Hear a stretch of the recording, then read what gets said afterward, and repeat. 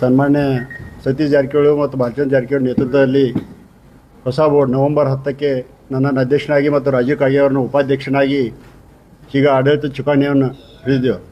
ಅದರ ಮುಂದೆ ಸಾಕಷ್ಟು ತಮಗೂ ಕೂಡ ನದಿರಿಗೆ ಬಂದ ನಂತರ ಕೆಲ ಜನ ಊಹಾಪೋಹಗಳು ಮಾತುಗಳು ಬರ್ತಾಯಿದ್ದು. 1,000 ಕೋಟಿ ಅಷ್ಟು ಡೆಪಾಸಿಟ್ ಕಮ್ಮಿ ಆಗ್ಯದ, ಅಥವಾ ಅವರಿಗೆ ಲೋನ್ ಕೊಟ್ಟಿದ್ದಾರೆ, ಇವರಿಗೆ ಲೋನ್ ಕೊಟ್ಟಿದ್ದಾರೆ. ಸವಿಸ್ಕಾರವಾಗಿ ನಾವು ಬ್ಯಾಂಕ್ ವತಿಯಿಂದ ಹೇಳಬೇಕಾದ್ರೆ ಸುಮಾರು 3 ತಿಂಗಳಾಯಿತು. ಇವತ್ತು ನಾವು ಅಧ್ಯಕ್ಷ, ಉಪಾಧ್ಯಕ್ಷ ಮತ್ತು ನಮ್ಮ ಹೊಸ ಆಡಳಿತ ಬಂದ ನಂತರ ಡೆವಲಪ್ಮೆಂಟ್ ಮಾಡ್ಯಾನ ನಾವು ನಿಮ್ಮ ಮುಂದೆ ಬರಬೇಕಂತ ವಿಚಾರ ಮಾಡಿದ್ವಿ. ಆದ ಕಾರಣ ಇವತ್ತಿನ ದಿವಸ ನಾವು ತಮ್ಮ ಮುಂದೆ ಕೆಲವೊಂದು ವಿಷಯಗಳನ್ನ ಹೇಳಬೇಕಂತ ಅನ್ಸ್ತದೆ. ಸುಮಾರು ಮಾರ್ಚ್ ಅಕ್ಕೇರಿಗೆ ನಮ್ಮದು 6,087 ಕೋಟಿ ಅಷ್ಟು ಡಿಪಾಸಿಟ್ ಇತ್ತು.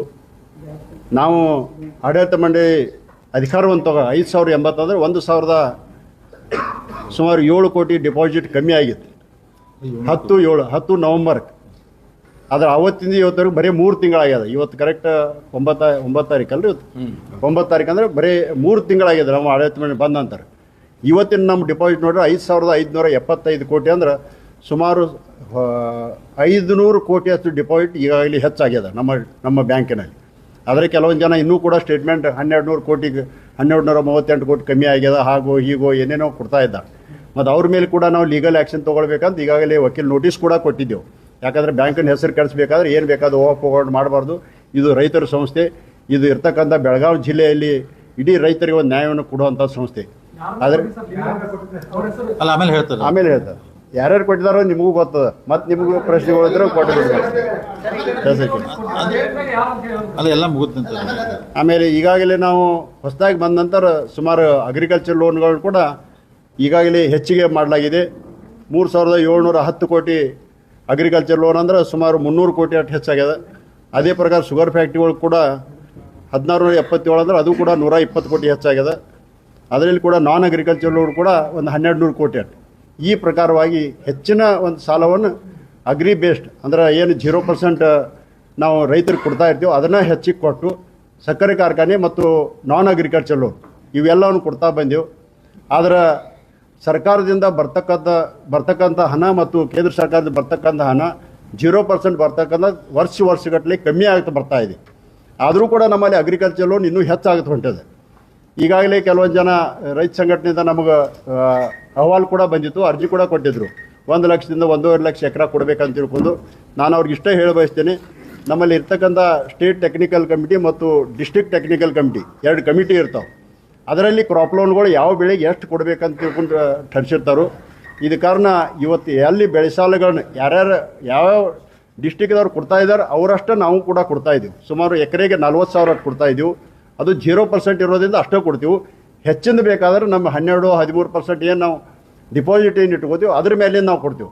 ಯಾಕಂದ್ರೆ ಡಿಪಾಸಿಟ್ ಕೂಡ ನಾವು ಡಿಸ್ಟಿಕ್ನಲ್ಲಿ ಒಂದು ಹೆಚ್ಚಿನ ಇಂಟ್ರೆಸ್ಟನ್ನು ಕೊಡ್ತಾ ಇದ್ದೀವಿ. 8.25% ಕೊಡ್ತಾ ಇದ್ದೀವಿ. ಅದು ಕೂಡ ಒಳ್ಳೆಯ ರೀತಿಯಿಂದ ಡಿಪಾಸಿಟ್ ಬರ್ತಾ ಇದೆ. ಮತ್ತು ಈಗಾಗಲೇ ನಮ್ಮ ಸೊಸೈಟಿಗಳು ಇರ್ಬೋದು ಮತ್ತು ರೈತರಿಗೆ ಇರ್ಬೋದು ಮತ್ತು ಸೊಸೈಟಿ ಮುಖಾಂತರ ಕೂಡ ಹೆಚ್ಚಿನ ಒಂದು ಸಾಲ ಸೌಲಭ್ಯಗಳನ್ನು ಒದಗಿಸಬೇಕಂತ ತಿಳ್ಕೊಂಡು 3 ಹೊಸ ಸ್ಕೀಮ್ಗಳು ನಾವು ಬರ್ತಕ್ಕಂಥ 12 ತಾರೀಕು ನಮ್ಮ ಬೋರ್ಡ್ ಮೀಟಿಂಗ್ ಅದ, ಅಲ್ಲಿ ಪಾಸ್ ಮಾಡಿ 13ನೇ ತಾರೀಕಿನಿಂದ ಲಾಂಚ್ ಮಾಡಬೇಕಂತ ವಿಚಾರ ಮಾಡಿದೆವು.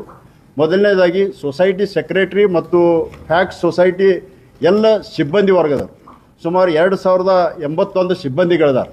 ಅವ್ರೆಲ್ಲರನ್ನೂ ಒಂದು ಇನ್ಶೂರೆನ್ಸ್ ಅಂಡರ್ ತೊಗೊಳ್ಬೇಕಂತ ವಿಚಾರದಲ್ಲಿ 1 ಲಕ್ಷ ಪರ್ಯಂತ ಅವರು 2+2 ಗಂಡ ಹೆಂಡತಿ ಮತ್ತು 2 ಮಕ್ಕಳು ಅಂದರೆ 2+2 8,800 ಜನ ಫ್ಯಾಮಿಲಿ ಮೆಂಬರ್ ಸೇರಿ 1 ಲಕ್ಷ ಪರ್ಯಂತ ಹೆಲ್ತ್ ಇನ್ಶೂರೆನ್ಸ್, 5 ಲಕ್ಷ ಪರ್ಯಂತ ನ್ಯಾಚುರಲ್ ಡೆತ್ 2,800 ಜನರಿಗೆ ಮತ್ತು 15 ಲಕ್ಷ ಆಕ್ಸಿಡೆಂಟಲ್ ಇದು ಇನ್ಶೂರೆನ್ಸ್. ಈ ಪ್ರಕಾರವಾಗಿ ಸುಮಾರು 1,73,00,000 ಪ್ರೀಮಿಯಂ ಬಂದದ. ಅದರಲ್ಲಿ 58% ನಾವು ತುಂಬ್ತಾ ಇದ್ದೀವಿ DC ಬ್ಯಾಂಕ್ ವತಿಯಿಂದ. 21% ಅವರು ಸ್ವತಃ ಮೆಂಬರ್ಗಳು ಅಂದರೆ ಕಾರ್ಮಿಕರು ತುಂಬ್ತಾ ಇದ್ದಾರೆ. 21% ನಮ್ಮ ಇವರು ಸೊಸೈಟಿ ಅವ್ರು ತುಂಬ್ತಾ ಇದ್ದಾರೆ. ಅಂದರೆ ಈ ಪ್ರಕಾರವಾಗಿ ಪ್ರತ್ಯೇಕವಾಗಿ 1,300 ರೂಪಾಯಿ ಅವ್ರು ತುಂಬಿದ ನಂತರ ಈ ಸೌಲಭ್ಯವನ್ನು ಆ ಸೊಸೈಟಿ ಸೆಕ್ರೆಟರಿ ಮತ್ತು ಎಲ್ಲ ಸ್ಟಾಫ್ ಕೂಡ ಅಳವಡಿಸ್ತಾ ಇದ್ದೀವಿ. 2ನೇ ಸ್ಕೀಮ್ ಅಂದರೆ ನಮ್ಮಲ್ಲಿರ್ತಕ್ಕಂಥ ಫ್ಯಾಕ್ಸ್ ಸೊಸೈಟಿಯಲ್ಲಿ ಸುಮಾರು ಹಳ್ಳಿ ಮಟ್ಟದಲ್ಲಿ ಒಂದು ಸೊಸೈಟಿ ಅದ. ಅದ್ರ ಮುಖಾಂತರ ನಮ್ಮ ಬ್ರ್ಯಾಂಚ್ ಸುಮಾರು ಈ ಜಿಲ್ಲೆಯಲ್ಲಿ 12ರಿಂದ 15 ಹಳ್ಳಿಗಳು ಇರೋದರಿಂದ ನಮ್ಮ ಬ್ರ್ಯಾಂಚ್ ಬರೀ 100 ಅದ. ಆದರೆ ಇನ್ನೂ 10% ಡಿಸ್ಟಿಕ್ ಮೇಲೆ ನಾವು ಬ್ರ್ಯಾಂಚ್ಗಳು ಮುಟ್ಟಿಲ್ಲ. ನಮ್ಮ ಈಗಾಗಲೇ 1,200 ಸೊಸೈಟಿಗಳು ಇರೋದ್ರಿಂದ ಅದರಲ್ಲಿ ಒಳ್ಳೆಯ ದೃಷ್ಟಿ ನಡೆದದ್ದು ಒಂದು 500ರಿಂದ 600 ಇರ್ಬೋದು ಅನಿಸ್ತದೆ. A ಮತ್ತು B ಗ್ರೇಡ್ನಲ್ಲಿ ಒಳ್ಳೆಯ ದೃಷ್ಟಿ ನಡೆದು ಅವ್ರ ಮುಖಾಂತರ ಕೂಡ ಈಗೇನು ಬರೀ ಅಗ್ರಿಕಲ್ಚರ್ ಲೋನ್ ನಾವು ಕೊಡ್ತಾ ಇರ್ತೀವಿ. ಒಂದು 0%ನಿಂದ ಕ್ರಾಪ್ ಲೋನ್ ಕೊಡ್ತಾ ಇರ್ತೀವಿ, ಎರಡನೇದು 3%ದಿಂದ ಟ್ರ್ಯಾಕ್ಟರ್ ಲೋನ್ ಕೊಡ್ತಾ ಇದ್ದೀವಿ, ಮತ್ತೊಂದು 3%ದಿಂದ ನಾವು ಪೈಪ್ಲೈನ್ ಲೋನ್ ಕೊಡ್ತಿರ್ತೀವಿ. ಇನ್ನು ಮೇಲೆ ಆ ಸೊಸೈಟಿ ಮುಖಾಂತರ ನಾವು ನಾನ್ ಅಗ್ರಿಕಲ್ಚರ್ ಲೋನ್, ಇವತ್ತು ಕಾರ್ ತೊಗೊಳಕ್ಕಿರ್ಬೋದು, ಮೋಟರ್ ಸೈಕಲ್ ತೊಗೊಳಕ್ಕಿರ್ಬೋದು, ಗೃಹ ಸಾಲ ಇರ್ಬೋದು, ವೇತನ ಸಾಲ ಇರ್ಬೋದು, ನಮ್ಮ ರೈತರಿಗೆ ಬೇರೆ ಬೇರೆ ಸಾಲಗಳು ಬೇಕಾದರೆ ಬೇರೆ ಬೇರೆ ಬ್ಯಾಂಕ್ ಹೋಗೋದೇನ ನಮ್ಮ ಸೊಸೈಟಿ ಮುಖಾಂತರ ತೊಗೊಳ್ಬೇಕಂತ ತಿಳ್ಕೊಂಡು ನಾವು ಆ ಸೊಸೈಟಿ ಮುಖಾಂತರ ನಮ್ಮ ಬ್ಯಾಂಕ್ನಲ್ಲಿ ಏನು ರೇಟ್ ಆಫ್ ಇಂಟ್ರೆಸ್ಟ್ ಕೊಡ್ತಾ ಇದ್ದೀವಿ ಅದೋ ಒಂದು ರೇಟ್ ಆಫ್ ಇಂಟ್ರೆಸ್ಟ್ಲೇ ಆ ಸೊಸೈಟಿ ಮುಖಾಂತರ ನಾನ್ ಅಗ್ರಿಕಲ್ಚರ್ ಲೋನ್ ಕೂಡ ಪ್ರಾರಂಭ ಮಾಡಬೇಕಂತ ಮಾಡಿದ್ದೀವಿ. ಇನ್ನು ಮೂರನೇ ಸ್ಕೀಮ್ ಅಂದ್ರೆ ನಮ್ಮಲ್ಲಿ ಇರ್ತಕ್ಕಂಥ ಸೊಸೈಟಿ ಸೆಕ್ರೆಟ್ರಿ ಮತ್ತು ಅಲ್ಲಿ ಇರ್ತಕ್ಕಂಥ ನಮ್ಮ ಸಂಚಾಲಕ ಮಂಡಳಿ ನಾವು ಏನು ಬಡ್ಡಿ ದರ ಆಕರಣೆ ಮಾಡ್ತೀವಿ ಅದರಲ್ಲಿ 1% ಕಮ್ಮಿ ದರದಲ್ಲಿ ಅವರಿಗೆ ಸಬ್ಸಿಡಿ ಮಾಡಿ ಸಾಲವನ್ನು ಕೂಡ ಕೊಡಬೇಕಂತ. ಅಂದರೆ ಒಟ್ಟಾರೆಯಾಗಿ ನಮ್ಮಲ್ಲಿ ರೈತರು ಮತ್ತು ಕಾರ್ಮಿಕರು ಅಲ್ಲಿರ್ತಕ್ಕಂಥ ಎಲ್ಲ ನಿರ್ದೇಶಕರು ಒಂದು ಡಿಸಿಸಿ ಬ್ಯಾಂಕ್ ಬಾಂಡಿಂಗ್ ಆಗಬೇಕು. ಇದು ಒಂದು ತಿಳ್ಕೊಂಡು ಎಲ್ಲರೂ ಮಾಡಬೇಕಂತ ತಿಳ್ಕೊಂಡು ನಾವು ಈಗಾಗಲೇ ಮಾಡ್ತಾಯಿದ್ದೀವಿ. ಅತಿ ಹೆಮ್ಮೆಯಿಂದ ಹೇಳ್ಬೋದು ನಾವು ಇವತ್ತು ಇಡೀ ರಾಜ್ಯದಲ್ಲಿನ ಯಾರಾದರೂ ಅಗ್ರಿಕಲ್ಚರ್ ಲೋನ್ ಹೆಚ್ಚು ಕೊಟ್ಟಿದ್ದಾರೆ ಅಂದ್ರೆ ಅದು ಡಿಸಿಸಿ ಬ್ಯಾಂಕ್ ಬೆಳಗಾಂ ಅಂತ ಅನ್ಬೋದು ನಾವು.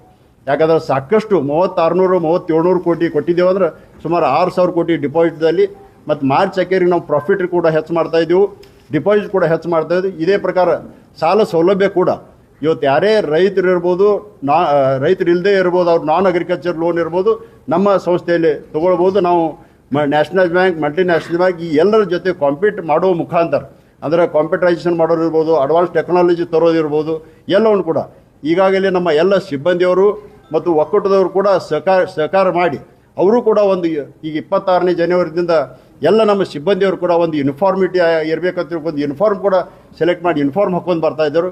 ಈ ಪ್ರಕಾರ ಡಿಸಿ ಬ್ಯಾಂಕನ್ನು ಬದಲಾವಣೆ ಮಾಡಿ ಹೊಸದಾಗಿ ಮಾಡಿ ಹೆಚ್ಚಿನ ಸಾಲ ಸೌಲಭ್ಯ ಕೊಟ್ಟು ರೈತರು ಕೂಡ ಅನುಕೂಲ ಆಗುವಂತೆ ಮಾಡ್ತಾಯಿದ್ದೇವೆ.